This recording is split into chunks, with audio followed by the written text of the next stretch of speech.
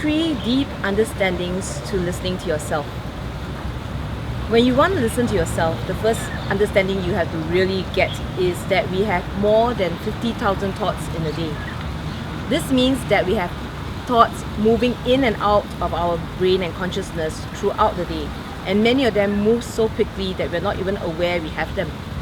So when you act in anger or frustration, or you're suddenly happy, it's not because you are suddenly happy and someone in front of you made you happy, or someone in front of you made you angry. It's literally because there was a thought that caused you to feel a certain way. So the first understanding is there's many thoughts in a day. And if you get caught up in your thoughts, what will happen is you cannot listen to your inner wisdom and to your real understanding of what is happening. So point 1, there are many thoughts in the day, 50,000 and more.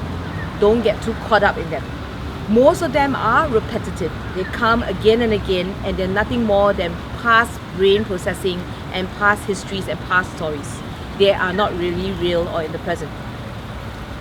The second understanding you must have for listening to yourself is that, as you can see behind me, we are always surrounded by wisdom and beauty and nature. Even though I'm in the middle of a concrete jungle, right? There's a lot of buildings, and even though I'm wearing my corporate outfit and busy at work the whole day, this doesn't mean that we have to become corporate and fast-paced and busy.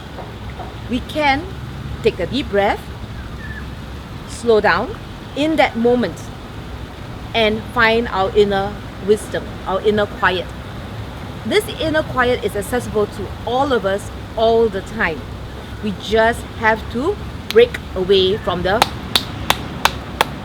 When I was working, I got very stressed sometimes, and what I had to do was actually bring myself to the ladies or the restroom and sit in a cubicle, because I couldn't bring myself literally out of the situation. But even that helped, because I walked away and spent some time in the quiet of a cubicle, and then I come out, and then my brain would be different, my thoughts would be different, my heart and my emotions were different. They were cleaner and fresher. And that's how you listen to yourself. When you stop from pounding, pause, take a deep breath, find your inner wisdom. You can look at a picture of nature, you can silence and take deep breaths, count to 10, and you definitely get back to listening to yourself. The third point of listening to yourself deeply is understanding that there is nothing ever wrong with whatever you think or do or say. A lot of us have a lot of conflicting thoughts, and we don't want to go there. We avoid those thoughts. So for example, in my family, when I have tensions with my family members, I would avoid thinking about it, or avoid listening to my father or my mother when I'm angry at them, or avoid it. Now that gives you a bit of respite, right? You take away from, but that doesn't mean you're listening to your deeper wisdom and deeper understanding of the situation. What you have done instead is avoided being with the person, avoided being yourself in that emotion. If you can just sit every night and process those emotions in the quiet space of your room or in a safe space, you will find that what happens is you let your emotions out and they are clean, and then you can listen again to yourself and what you feel about the situation. But if you start avoiding this and avoiding that and avoiding something else, what will happen is when you're trying to listen for advice and wisdom, these things will pop up, and then your whole thinking will get clouded again.